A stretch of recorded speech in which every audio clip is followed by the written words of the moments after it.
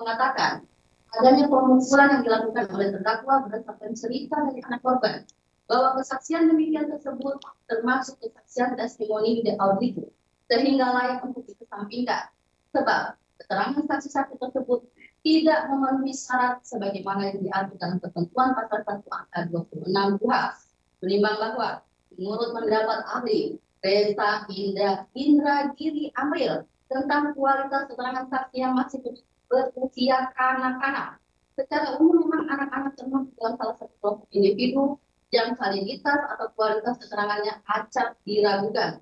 Maka rekomendasi ahli, siapapun itu, otoritas penegakan hukum manapun, itu harus menaruh sikap ekstra hati-hati terhadap keterangan yang disampaikan oleh saksi yang masih berusia anak-anak.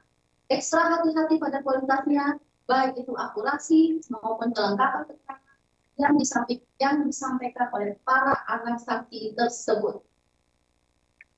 Menimbang bahwa selain itu majelis hakim memahami bahwa anak korban adalah anak yang harus dipedulikan.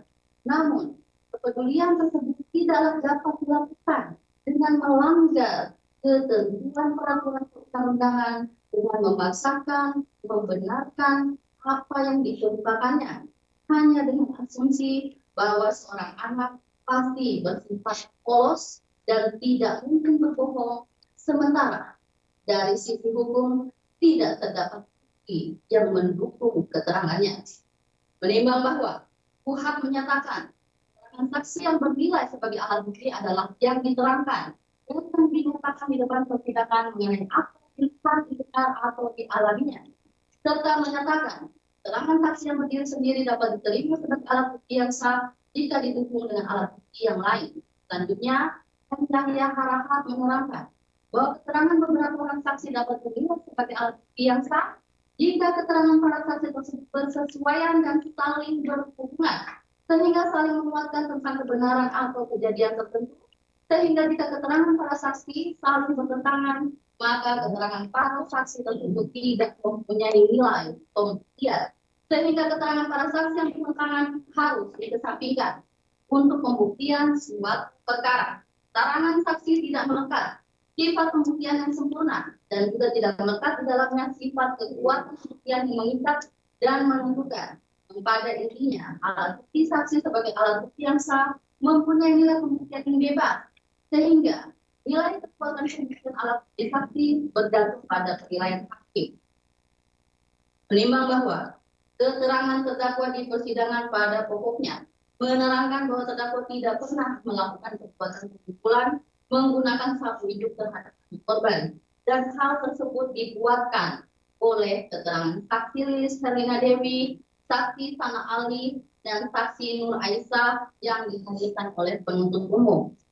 Menimbang bahwa saksi Lilis Herlina Dewi yang hanya meninggalkan kelas 1A untuk mengisi absen di kantor sekolah selama kurang lebih 5 menit, di mana pada saat berjalan menuju kantor sekolah tersebut, saksi Lilis Herlina Dewi melihat terdakwa sedang mengajar di kelas 1B dan tidak pula saksi Lilis menitipkan agar terdakwa mengawasi kelas 1A. Maka seharusnya pembuktian perkara aku lebih difokuskan pada kemungkinan tembus delikti tersebut. Namun berdasarkan pembuktian di dalam persidangan, tidak ada saksi atau murid kelas 1B yang dihadirkan untuk membuktikan terdakwa benar-benar keluar dari kelas 1B pada saat mengajar. Menimbang bahwa Undang-Undang Nomor 1 Tahun 1981 yang tadi bertemu sebagaimana dalam pasal 183 KUHP yang menentukan hakim tidak boleh menjatuhkan pidana kepada seorang kecuali apabila dengan sekurang-kurangnya alat bukti yang sah ia memperoleh keyakinan bahwa tindak pidana benar-benar terjadi dan terdakwa yang bersalah melakukannya. Dalam pasal 183 KUHP telah diatur syarat-syarat hakim untuk menghukum terdakwa, yaitu sekurang-kurangnya 2 alat bukti yang sah dan disertai keyakinan hakim bahwa terdakwalah yang melakukannya. Kata-kata sekurang-kurangnya 2 alat bukti yang sah memberikan batas minimum alat bukti yang harus digunakan dalam membuktikan suatu tindak pidana. Menimbang bahwa selanjutnya majelis hakim berpendapat Oleh karena hanya terdapat satu alat bukti yang sah, yaitu keterangan saksi, yakni keterangan anak korban, anak saksi Izzatul Nafsia, dan anak saksi Afisa Safira yang diajukan oleh penuntut umum yang sah pada sumpah menerangkan terdakwa melakukan perbuatan pemukulan terhadap diri anak korban dengan cara membuka sapu dari arah belakang anak korban. Sedangkan alat bukti lainnya yang diajukan oleh penuntut umum berupa surat dan saksi-saksi lainnya tidak saling bersesuaian, sehingga menurut hakim tidak terdapat kecukupan alat bukti yang diajukan oleh penuntut umum sebagaimana minimum pembuktian yang itu pasal 183. Menimbang bahwa berdasarkan pertimbangan tersebut di atas, terdapat alat bukti yang tidak saling bersesuaian yang menyebabkan tidak terpenuhinya dua alat bukti minimum, maka hal tersebut tidak membentuk keyakinan majelis hakim terkait perbuatan terdakwa yang didakwa melakukan kekerasan terhadap korban, sehingga majelis hakim berpendapat unsur kedua pasal dakwaan ini tidak terpenuhi secara hukum. Menimbang bahwa dalam putusan Mahkamah Agung nomor 33 K/MIL/2009, salah satu pertimbangannya menyebutkan bahwa jika terjadi keraguan-raguan apakah terdakwa salah atau tidak, maka sebaiknya diberikan hal yang menguntungkan bagi terdakwa, yaitu dibebaskan dari dakwaan.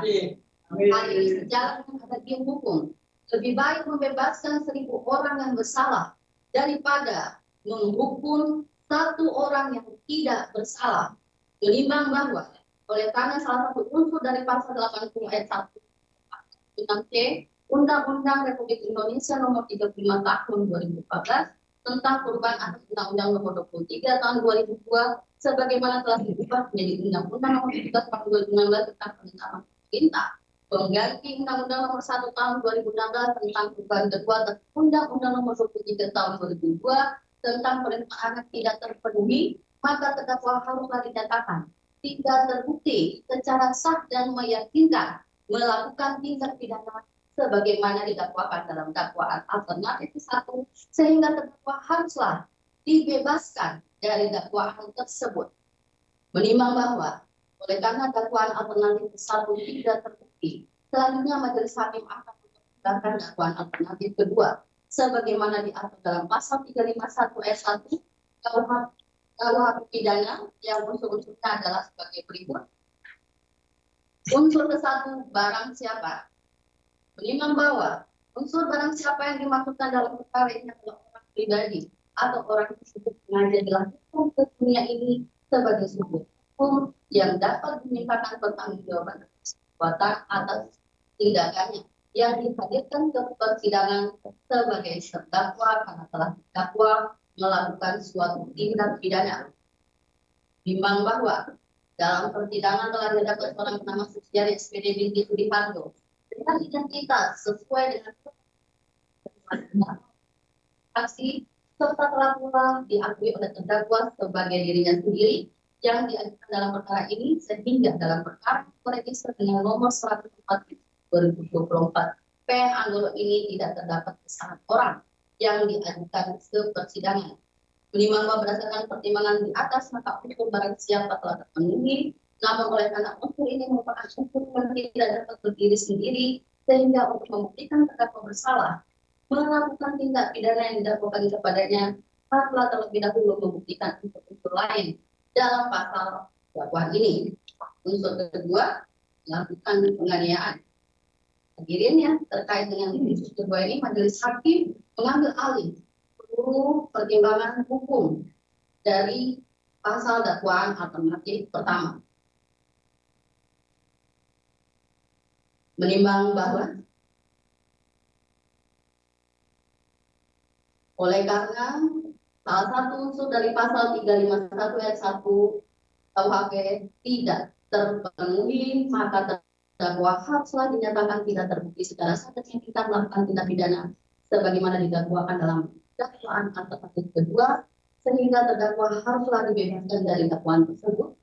Mengenai Nota pembelaan penasihat hukum terdakwa tertanggal 14 November 2024 yang meminta agar terdakwa dibebaskan dari segala tuntutan penuntut umum dan oleh karena berdasarkan pertimbangan unsur pasal dakwaan sebagaimana disayangkan di atas, terdakwa telah dinyatakan tidak terbukti secara sah melakukan tindak pidana sebagaimana dakwaan alternatif ke-1 dan alternatif kedua, maka majelis hakim sependapat dengan nota pembelaan penasihat hukum terdakwa tersebut, menimbang bahwa terhadap tuntutan penuntut umum yang pada poin ke-1 tuntutannya meminta agar terdakwa dinyatakan lepas dari segala tuntutan hukum atauonslah, namun sebagaimana pertimbangan unsur dakwaan ke atas, di mana terdakwa dinyatakan tidak terbukti secara sah dan meyakinkan melakukan tindak pidana sebagaimana dakwaan alternatif pertama dan alternatif kedua,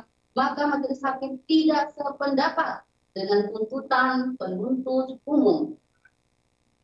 Menimbang bahwa oleh karena dibebaskan, maka haruslah dipulihkan hak-hak terdakwa dalam kemampuan, kedudukan, harta, serta martabatnya.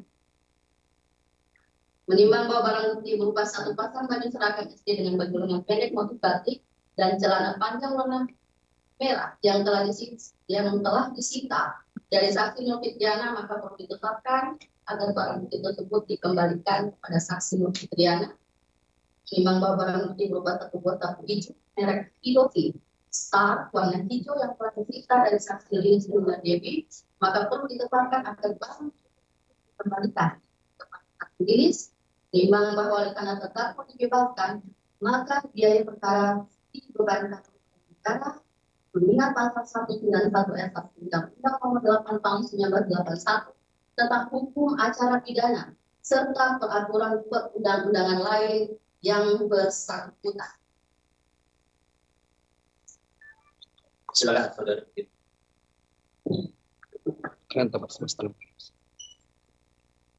Pengadili 1. Menyatakan terdakwa Supriani SPD binti Sugiharjo tersebut di atas tidak terbukti secara sah dan meyakinkan bersalah melakukan tindak pidana sebagaimana didakwakan dalam dakwaan alternatif 1 dan dakwaan alternatif kedua penuntut umum. Kedua, membebaskan terdakwa oleh karena itu dari selama dakwaan penuntut umum.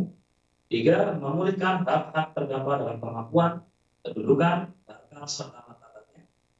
4. Menetapkan barang bukti berupa satu pasang baju seragam motif batik dan celana panjang warna merah dikembalikan kepada saksi Nur Fitriana AMK. Satu buah sapu hijau merek Indosistar warna hijau dikembalikan kepada saksi Lilis dan Lina Dewi SPD. Terakhir, mengembalikan biaya perkara.